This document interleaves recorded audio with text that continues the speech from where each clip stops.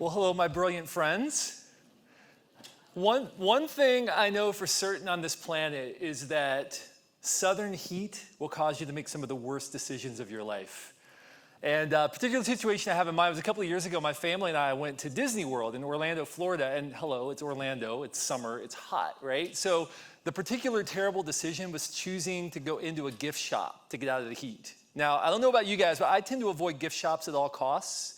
I think they're designed solely for the purpose of grabbing me by the ankles and shaking me upside down to see what kind of money I have left in my pockets. But on this day, it was really hot, really humid, so we went into the gift shop. And as my family strolled the aisles, I walked over and I found an air conditioning duct. And I stood under my personal igloo. And I looked up and I happened to see what I have since come to refer to as the perfect t-shirt. So I'm going to show it to you and I'm going to explain to you why I believe this is in fact the perfect t-shirt. It's called Darth Vader. Okay? I'm going to walk you through it panel by panel. Panel 1, start with the head and body. Anybody could do this, right? Pretty easy. Panel 2, add a cape. Again, so far so good. Panel 3, draw the face, gloves, and boots. Again, so far so good. And finally, panel 4, add details and some shading finished. I think I laughed so hard I snorted when I saw this. I really did. Now, I think this is the perfect t-shirt for a couple of reasons. First of all, come on, it's just funny. It's just funny, right? But second of all, I think this is often how we talk about things like creativity and marketing and leadership, right? We talk about it as if it's all about the big things. We just need to get the big things right. Let's have a vision, right? Let's hire great people. Let's define the problems well, and voila. Brilliant work pops out the other side. Who knew it was that easy, right? We just had to get the big things right. But those of us in the trenches, how many of you feel like you're in the trenches? Yeah, those of us in the trenches, we all know that the brilliant work happens between panels 3 and 4. And it's really just the result of a lot of talented, dedicated, driven people doing whatever it takes to make it happen. I think many of us, on our name badge, if we had to put our job description, it would just say, hi, my name's John. My job description is whatever it takes. Whatever it takes, right? My name is Sue. My job description is, yeah, I do that too, right? That's pretty much what we do, which is great. But the reality is, there are any number of pitfalls that live between panels 3 and 4 that we have to be aware of, especially if we're in charge of leading and managing other people. How many of you have responsibility for managing others as part of your role? Okay. How many of you interact with clients consistently as a part of your job? Okay, so that pretty much captured the rest of us, right? I think the reality is there are a number of invisible things that we have to deal with in order to be effective. So I've been tasked with a very unique thing today. I'm not a marketer. I'm not an industrial marketer. That's not what I do. That's not my area of expertise. And I know many of us have spent the last couple of days learning the tactics, how we're going to go back, some of the very nitty-gritty kinds of things we're going to do in our work to make us more effective. I want to take a couple of steps back, and I want to talk about you. I want to talk about how you're approaching your work, how you're approaching your team, how you're approaching your clients. Because there's an old saying, as goes the leader, so goes the team. So we're going to talk about some of those pitfalls, some of those dynamics, and how they apply to you, how they apply to your team, and how they apply to your interactions with clients. I've spent the last 20 years of my life leading teams and also studying the dynamics of creativity and innovation, but a very specific kind of creativity. Creativity among those who go to work every day and solve problems. How many of you solve problems every day as a function of your job? How many of you solve other people's problems every day? Okay, one final question. How many of you had a specific person in mind when I asked that last question? Yeah, that's what we do. We solve problems. But again, with that comes all kinds of pitfalls and dynamics. So I want to share with you some principles from my book, Die Empty, about how we can deal with them more effectively. So, July of 1967, a young musician was presented with the opportunity of a lifetime. It was a chance to tour as the opening act for one of the most popular bands of the day. I mean, this band wasn't just popular. They were drawing thousands of people to arenas all over the country. So for a young, relatively unknown musician, this is quite the opportunity, you can imagine. So of course he said yes. The night came for the first performance. The musician walks out on stage, thousands of people filling this arena in Jacksonville, Florida. Thousands of people. Walks out on stage, picks up his guitar and begins playing, and the crowd goes silent. for a couple of songs. But after a couple of songs, they began to liven up. But it wasn't quite the response he was hoping for. Instead of cheers, it was boos. Boos as in booing, not as in, that would have been more fun. Not that kind of boos. And this went on song after song until he finished his set and walked off stage to the boos of thousands of people. Could you imagine how that would feel? This is my big break, and I just got booed off stage by thousands of people. But in the wings, his manager and the people around him said, listen, it's one city, it's one night. It's going to be different in the next city. It's going to be fine. And it was, in fact, different in the next city because the next night in the following city, the boos began from the very first note and continued throughout his set. And this went on the third night of the tour and the fourth and the fifth and the sixth and the seventh until finally the eighth night of the tour, July 17th, 1967. Apparently word had traveled from city to city. And before the first note was even played, as he was walking on stage, the boos began and continued throughout his set. And by this point, he'd had enough. I think any of us would have had enough by this point. So as legend has it, he put down his guitar, may or may not have waved a profane gesture at the audience, turned around and walked off stage and quit the tour, never again to open for this massively popular band. Again, I ask you, could you imagine how this would feel in that moment? To be booed off stage 8 nights in a row. If you were present in Jacksonville or any of those other dates, you might have thought that you were witnessing one of the greatest failures in music history. It doesn't get any worse. But I would submit to you, you were witnessing something different. If you were present on July 17th, 1967, when a young Jimi Hendrix took the stage to open for a band called the Monkees, I would submit to you, you were witnessing a very natural phenomenon. You're witnessing what happens when a new idea, something edgy, something different, something dangerous, something innovative is introduced into a world that largely craves conformity, that largely craves sameness. You see, Monkees fans had no grid for what Jimi Hendrix was doing. Is he playing with his teeth? That's weird. What is he doing? They had no grid. So their only response, their natural response, was to boo him off stage. But we all know how this story goes, right? Let me ask you a question. When was the last time anyone was at a party and somebody said, woo, play me some Monkees, right? Probably not. Listen, the Monkees are fine, but the Monkees represented the height of pop culture blandness. They did. They were a fabricated band. That's why they're not in the Rock and Roll Hall of Fame across the street. But Jimi Hendrix went on to transform generations of musicians who followed because Jimi Hendrix refused in the face of pressure to monkeyize his Hendrix music, just to get a few more rounds of applause from the audience. You see, I think this is the decision that we face every single day as leaders, as marketers, as human beings in the world.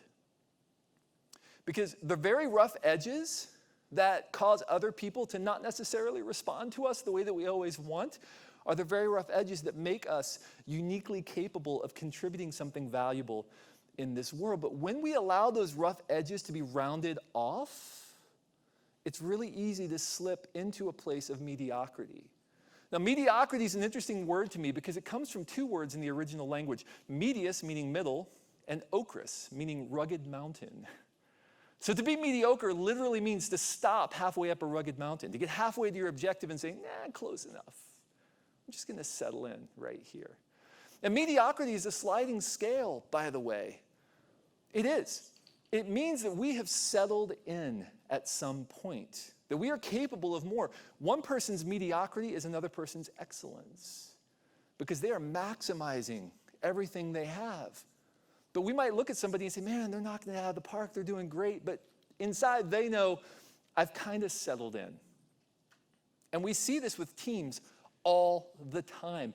I work with teams from Fortune 10 companies. I work with in all kinds of industries. And when I'm working with teams, I see this all the time. There's a kind of resignation, a kind of settling in that can happen over time. Donald Knuth, the famed computer theorist, said premature optimization is the root of all evil. And I think this is what happens to us. We discover a couple of things that work, and then we prematurely optimize around those things, and we stop growing. We stop climbing the rugged mountain. We settle medius ocris. So what does this mean for us? Well, what it means is We are building every single day a body of work, a delta that exists because we sucked air on this earth. And your organizations are building a body of work that will stand as a testament to your effort on this planet. Every bit of value you create, every bit of work you do is funneling up into that body of work. And the question we all have to ask is, am I building a body of work that is representative of what I'm capable of? Is our organization building a body of work that's representative of who we are and what we truly care about?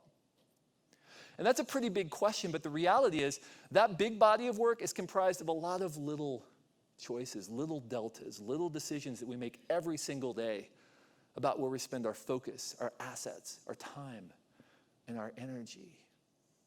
As Gretchen Rubin so eloquently put it, what you do every day matters more than what you do once in a while. And I believe this is true. It's true in marketing. I believe it's true in life. I believe it's true in our relationships. It's true in our leadership. How you show up every single day is more important than what you do once in a while. The little deltas add up to the big body of work. So the principle here is mediocrity doesn't just happen. Mediocre, it doesn't just happen. It's chosen over time in small ways. Nobody wakes up in the morning thinking, I can't wait to crank out a steaming pile of crap today. Nobody does that. But it happens. It happens in little ways, little decisions that we make. So the principle that will guide the rest of our time is this: brilliance demands discipline. Brilliance demands discipline. And from this group of highly accomplished marketers, I hear a collective no duh. We know this, so I'm going to amend it. It requires a very specific brand of discipline. Brilliance requires the discipline of bravery. The discipline of bravery. Bravery is a discipline. Bravery is not an inherent trait. Bravery is a discipline. It's something we choose. So what kind of bravery do we have to embrace in order to avoid monkeyizing our Hendrix music? Bravery to confront what I call the 7 deadly sins. These are the 7 areas that we tend to slip into as highly talented, accomplished, creative professionals, as problem solvers, as leaders, as marketers, as collaborators. So we're going to talk about 4 of these today. 4 of the ones that I think are most prevalent probably in this room of highly accomplished people. The first one is what I call aimlessness. Aimlessness. Now, aimlessness doesn't mean we don't know what we're doing. Of course we know what we're doing. I mean, you have strategic plans, you have task lists. I mean, you know generally what you're trying to do. Aimlessness is a little more subtle. It's a little bit more difficult to define. We tend to think, let me give you an illustration. We tend to think that aimlessness is just about defining, or that focus is about defining targets.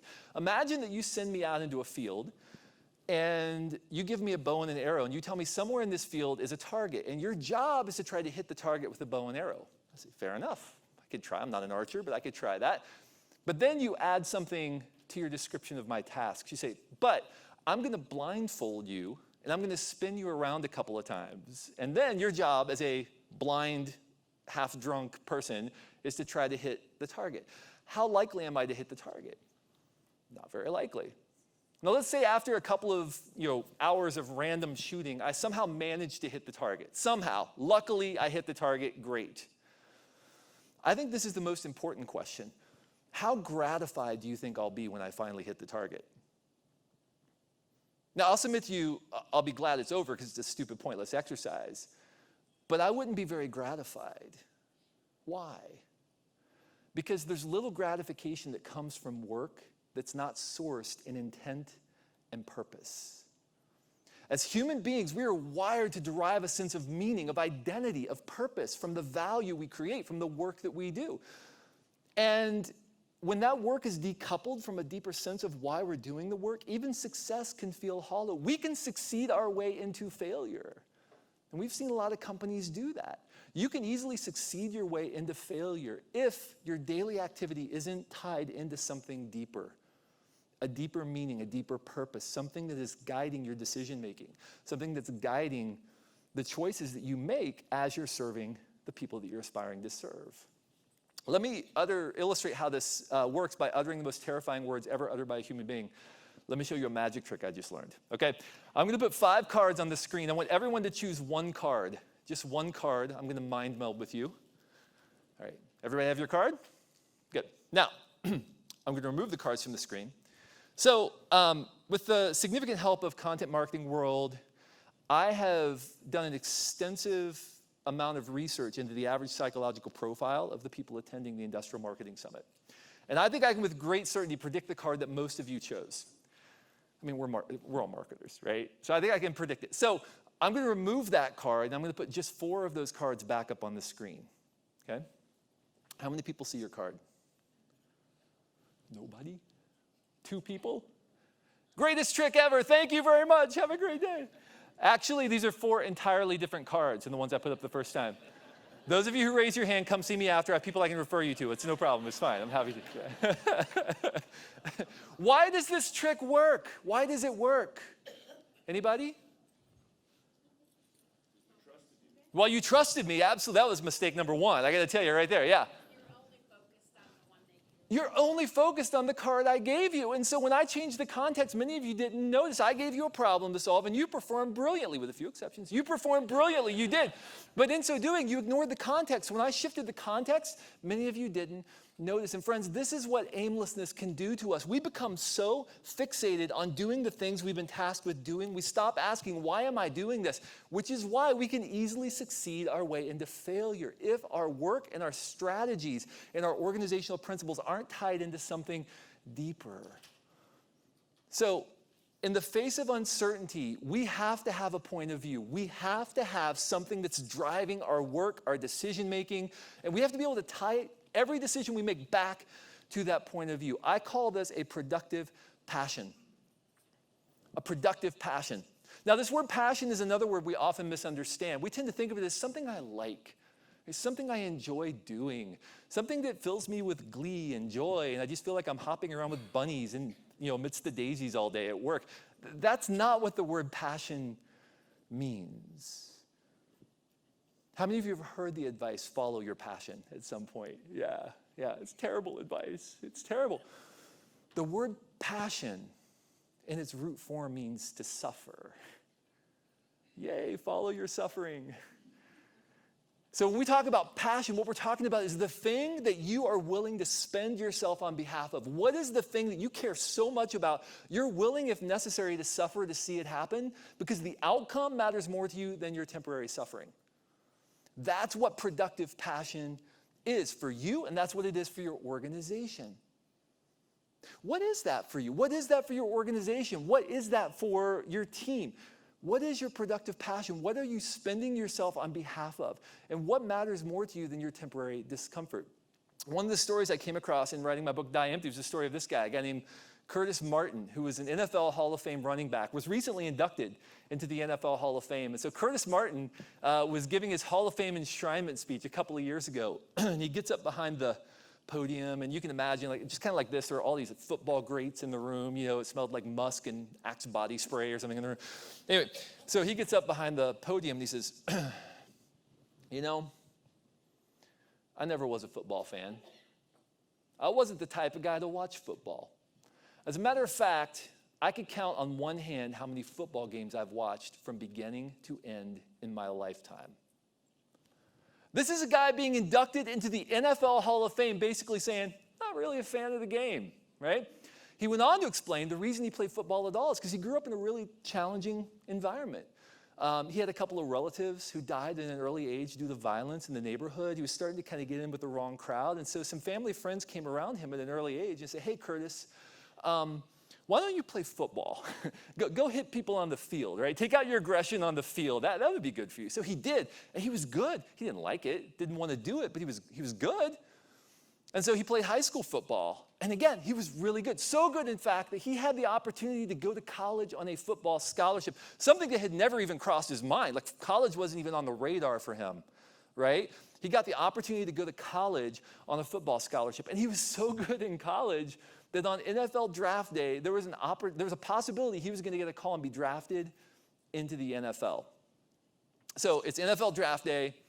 All of his family are gathered around. They're sitting around the phone. And the phone rings, and it's Coach Parcells from the New England Patriots. And Coach Parcells says, Curtis, we'd like to know if you'd like to be a New England Patriot. And Curtis Martin said, yeah, Coach, I'd like that. Thanks. Click. turns around, looks at his family, and says, oh my gosh, I do not want to play football. On NFL draft day, it doesn't. You know how many thousands of people were waiting for that call, right? So a family friend named Leroy Joseph was present that day. And as Curtis Martin told the story, Leroy Joseph looked at him and said, hold on a minute, Curtis, hold on. You know all of those children from single-parent homes out there right now struggling for a better future? Their moms are working multiple jobs just to keep food on the table. They're doing everything they can to keep their family together. And you've always said you would love to help those people if you had the chance to do it, just like somebody helped you. You know all those single moms struggling to keep their family together, working multiple jobs, and you've always said, man, I would love if somebody would help me like somebody would help them like somebody helped my mom. Curtis, maybe football is your platform to help those people. Curtis Martin said, that completely reframed my decision. Before that moment, I was thinking, what do I want to do with my life? What kind of tasks do I want to do every day? What would I enjoy doing? And after that, I started thinking, how can I use the platform in front of me to accomplish something that matters so much more, that will echo for generations to come? Curtis Martin had discovered his productive passion. And yes, it ultimately led him to the NFL Hall of Fame, but he said, the reason football got out of me what it did is because there was something driving me more than just the game, because the game itself wasn't enough for me. There was something more that was driving me. Not because he loved the tasks. He says he boxes now for exercise because he hates to run so much. This is an NFL Hall of Fame running back who hates to run, right? Let's be clear about this. There was something that transcended the tasks that was driving him. Curtis Martin had a productive passion. What's your productive passion? And if the first thing that comes out of your mouth is, well, I just really am excited about industrial fittings, right? Or whatever it is. Sorry, that was the phrase that came over. That's fine. I love that, right? But there's probably something deeper that's really driving your best work. So I want to give you a couple of tools to help you identify what that is. I call these the notables, because these are things that we often notice and then we just ignore them because they seem irrelevant in the moment. But if we look at some of these key moments in our lives, in our business, we can begin to piece together a productive passion that really drives our best work, animates it. The first one is, what angers you? Now, I'm not talking about road rage. I'm not talking about somebody cut me off on the highway. No, I'm talking about compassionate anger, compassion. Compassion means to suffer with or to make suffering common. What fills you with compassionate anger? When you see something, what makes you go, somebody should do something about that? Yeah, that somebody is you. That's why you feel that way. So when you see a competitor treating a client in a way that they shouldn't be treated, and you go, that makes me so mad. That's a battle line for you. That is a battle line we are drawing in our organization. We will never, ever, ever on our worst day do what we see our competitor doing to this client. That is a battle line for you. What is that? What fills you with compassionate anger? Anger on behalf of other people. It's a great clue to your productive passion, individually and also as an organization. Here's a second one. What makes you cry? Or guys, what makes you feel like you got something in your eye, right? Because guys don't admit that they cry. We do. We don't admit it. So sorry for the brief sidestep again into the world of football, but I am a huge fan of underdog stories, and particularly this movie called Rudy. You guys know this movie? Rudy, right? So I'm totally going to ruin it for you, but it's been out for a long time. Listen, it's your fault if you haven't seen it by now. Rudy's a story about this guy who wanted to play football for Notre Dame. This tiny little guy couldn't make the team, goes to junior college, finally gets into Notre Dame, and then tries out for the team. He finally makes the team, and there's this sort of climactic moment where he gets in the game his senior year, and he makes this amazing play, true story, and they're carrying him off the field, and my wife comes downstairs at that exact moment as I was watching it, and I've got lots of stuff in my eye, right? She's like, why are you crying? You've seen this movie 100 times. I'm like, I know, but he's so tiny, and he's playing so well. It's beautiful. It's beautiful. I am profoundly moved by the stories of underdogs. I am. And some of my best work is done when I'm working with Davids taking on Goliaths. And I know that about myself. It's part of my productive passion. I love working with underdogs.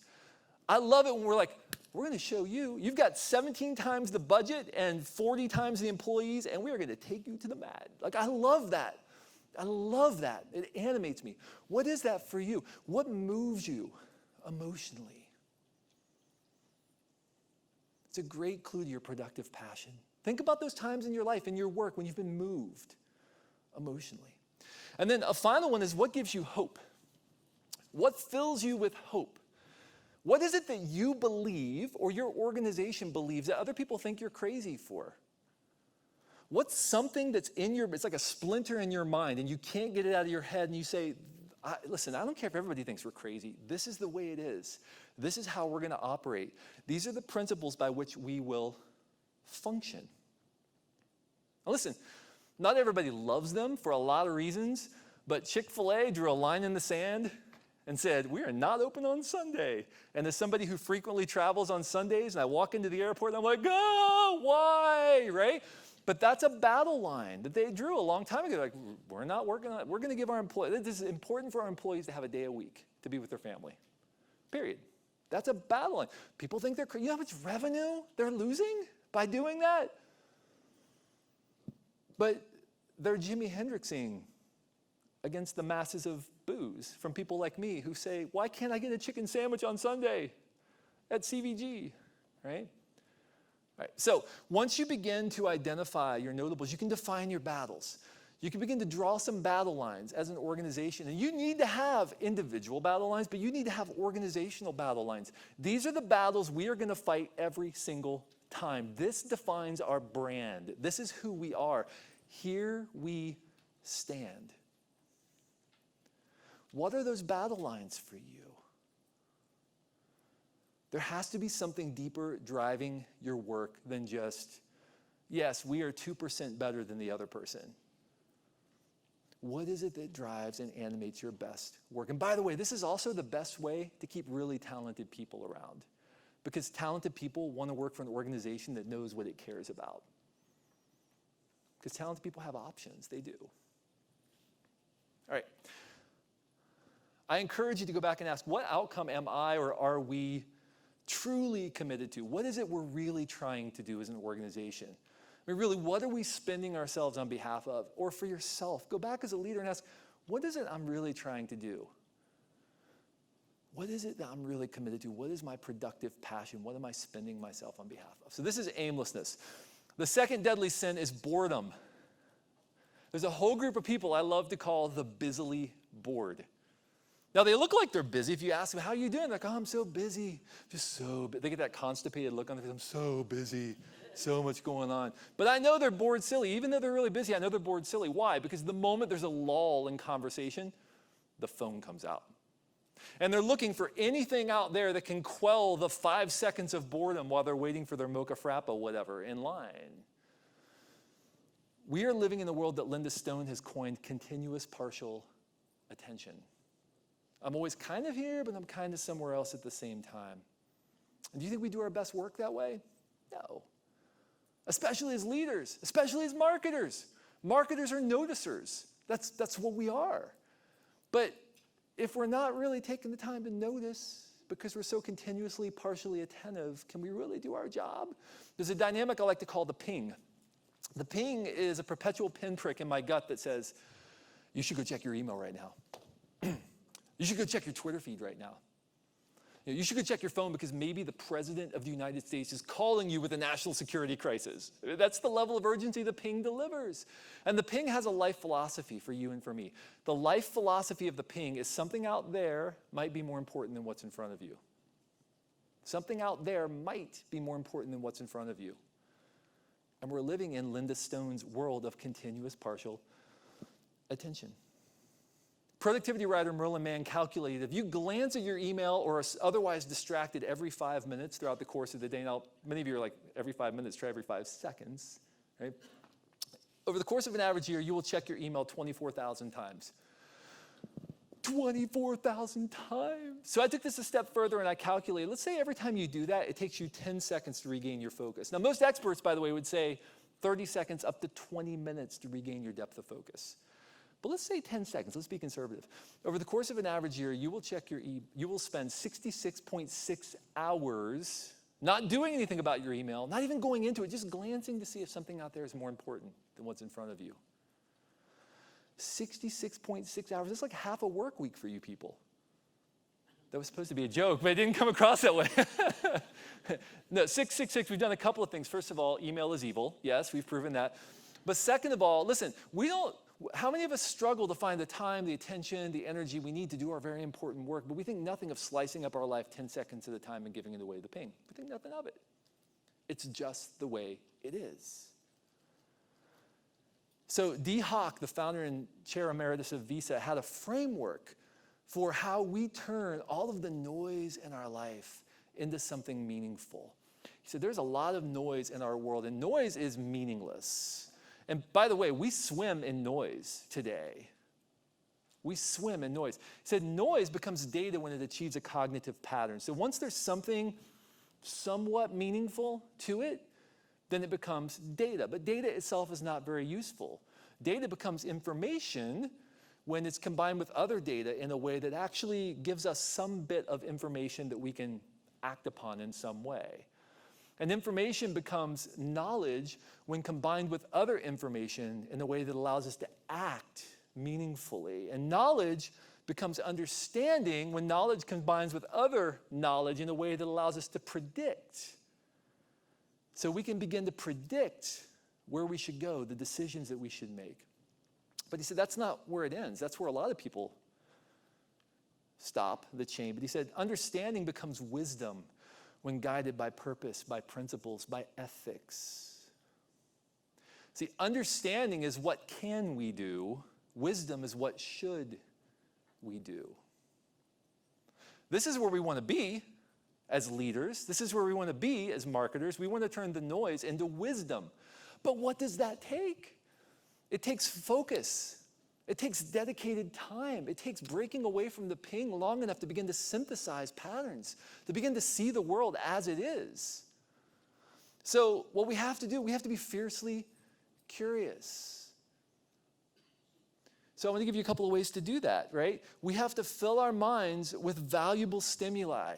We have to train ourselves to think deeply about issues, put valuable things into our head. We have to fill our well. Do you have time on your calendar dedicated to filling your well, to inspiring yourself, to taking in what's going on in the world, to challenging yourself to think deeply, to connecting dots, to communing with great minds, as Stephen Sample from USC called it?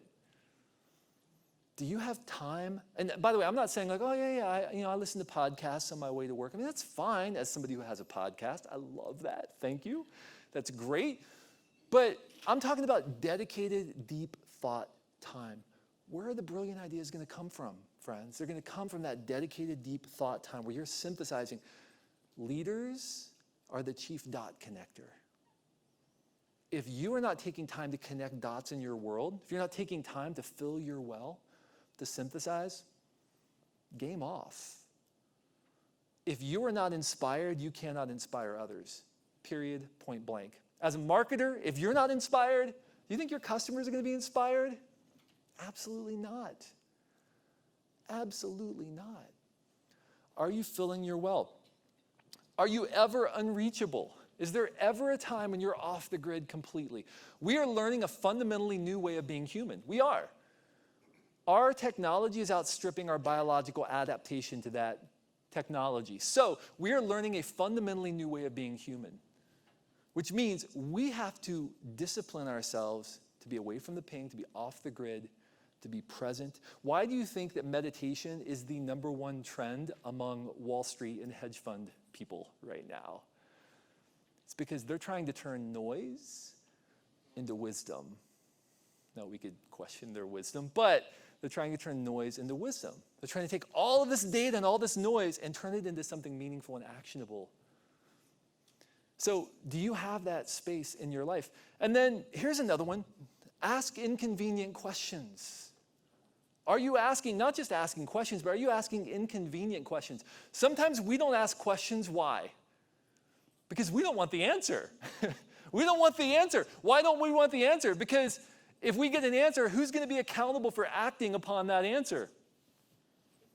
And I've already got 17 things on my plate right now. I don't want to ask inconvenient questions, but we have to discipline ourselves to ask inconvenient questions. Even if it means we can't act on it right now, we have to discipline ourselves to ask inconvenient questions. What questions are you avoiding right now in your organization? What questions are you avoiding with your team? So I challenge you to ask, when will I be unreachable? And how am I going to feed my curiosity? What time am I going to discipline myself to set aside every single day to filling my well, to fueling my engines? If you are not inspired, you cannot inspire other people. Period, point blank. All right. The third deadly sin is comfort. Comfort. Comfort is when, frankly, we begin to settle in. There are a lot of people who believe that comfort is the goal of life. But I believe that the love of comfort is frequently the enemy of greatness in organizations and in individuals. You cannot pursue comfort and great work at the same time. You can't. Now, you can experience comfort as you're pursuing great work. I mean, that happens sometimes. And we're not sitting in intentionally spiky chairs right now just because we want to be uncomfortable. It'd be silly to do that. You can experience comfort, but you can't chase comfort because sometimes you have to choose to do the uncomfortable thing even when it's the right thing, right? So what does this look like for us? Well, we have to embrace growth and innovation. And we know this. We think about this organizationally all the time. What about personally? Are you thinking about personal growth and innovation? How are you stretching yourself to grow in uncomfortable ways? So this is a growth curve. I'm sure this is exactly what all of your revenues look like. That's a wonderful thing.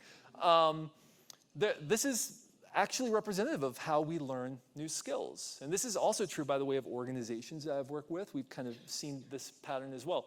Let's say we want to learn a new skill. Anybody play guitar in the room other than me? Hey, my brothers. Okay, good.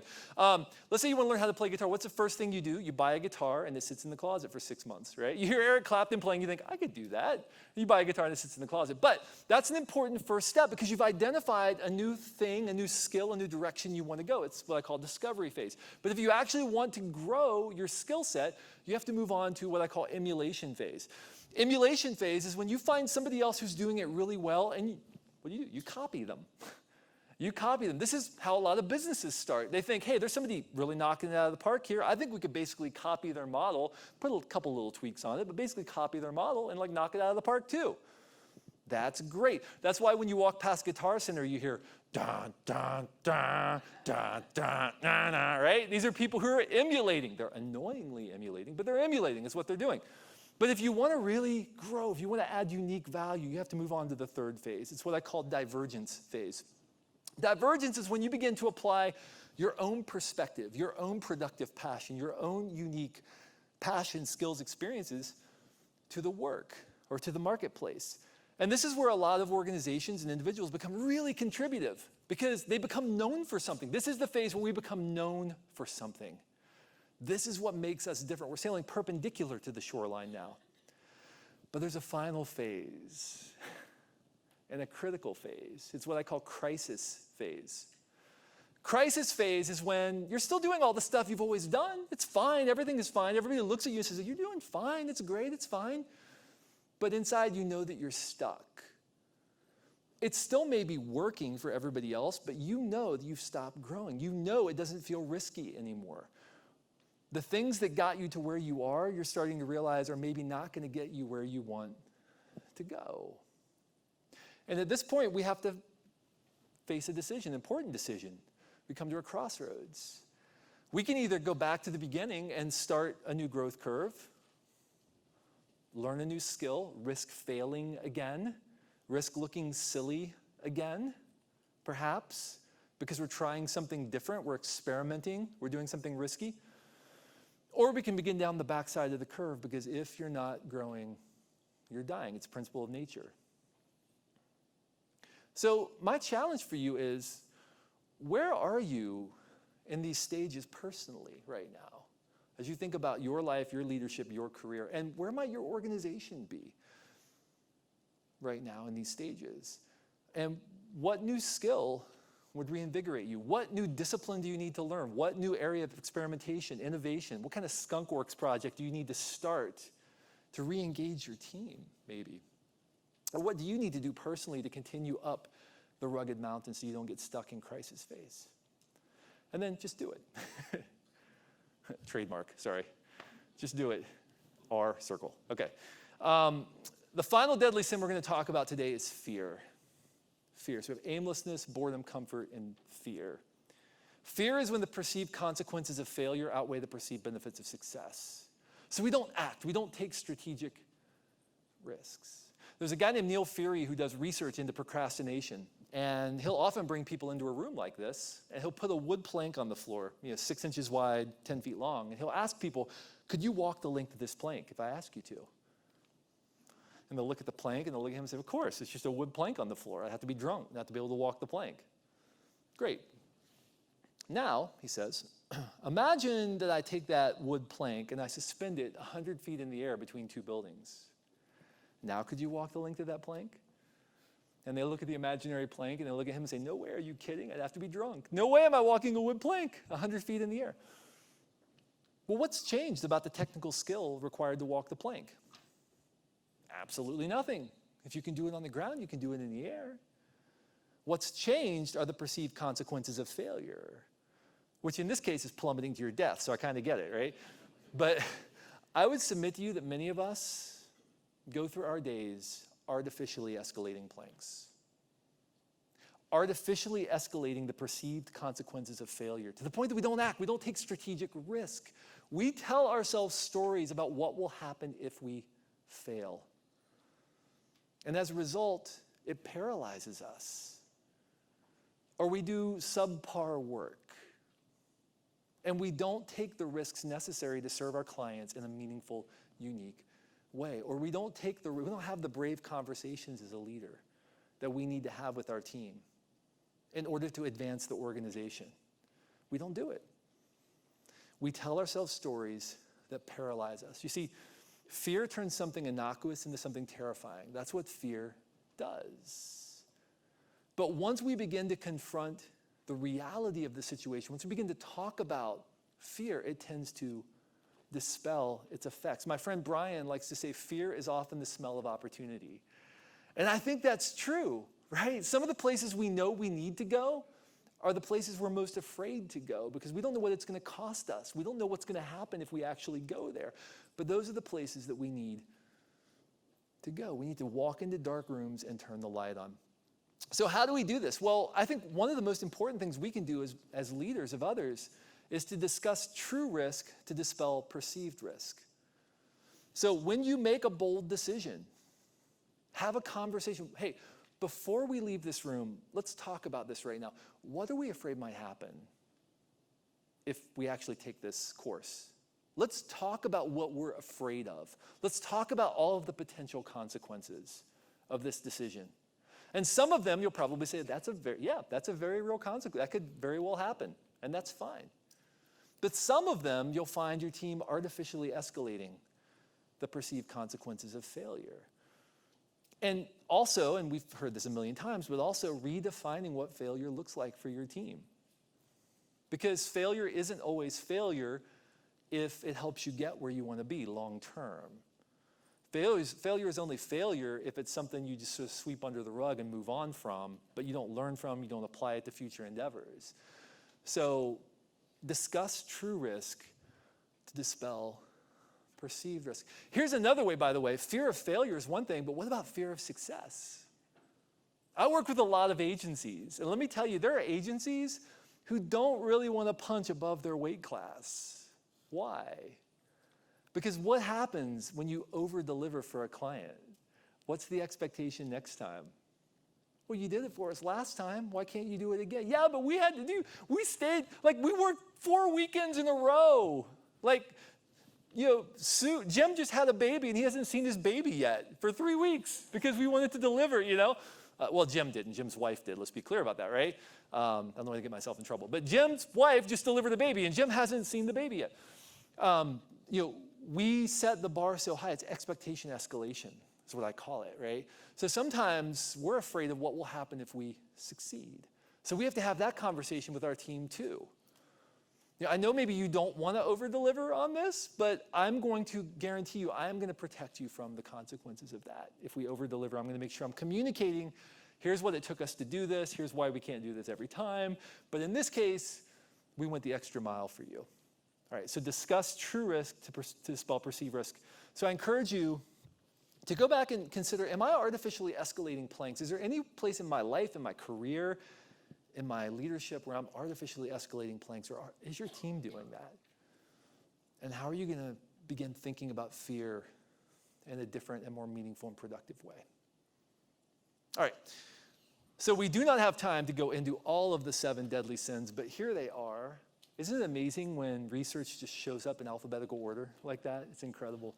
That's the role of a really good book editor, is what it is. Aimlessness, boredom, comfort, delusion, ego, fear, and guardedness. We as leaders and we as individuals, as people who are doing meaningful work in the world, we have to understand the effects of these dynamics and the ways in which they can cause us to begin to settle medias ocris. Why is this important? Why is it important? Because this isn't just about squeaking out a little more work. It's not. This isn't just about you and your team maybe delivering marginally better expectations to your client. This is ultimately about you identifying your sweet spot. You individually and you organizationally identifying your sweet spot. There's an area on a baseball bat called the sweet spot. If you hit the ball on the sweet spot with the same amount of effort, it's going to travel a far greater distance than if you hit it even marginally off the sweet spot with the same effort. That's why it's called the sweet spot. You can accomplish more for the same amount of effort if you're operating in your sweet spot. But many people and teams never discover it. They never discover it because they slip into medias ocris. They stop growing, they stop learning, they stop evolving, they stop adapting, they stop climbing the rugged mountain. I love how one of my favorite thinkers, a guy named Thomas Merton, wrote about this. He said, there can be an intense egoism in following everyone else. People are in a hurry to magnify themselves by imitating what is popular and too lazy to think of anything better. Hurry ruins saints as well as artists. They want quick success, and they're in such a hurry to get it, they cannot take time to be true to themselves. And when the madness is upon them, they argue that their very haste is a species of integrity. They want quick success, and they're in such a hurry to get it, they cannot take time to be true to who? To themselves. And when the madness is upon them, when everybody's screaming at them, when the market is screaming at them, when the expectations are high, when everything is yelling at them, listen, just get it done, just push it across the finish line and move on.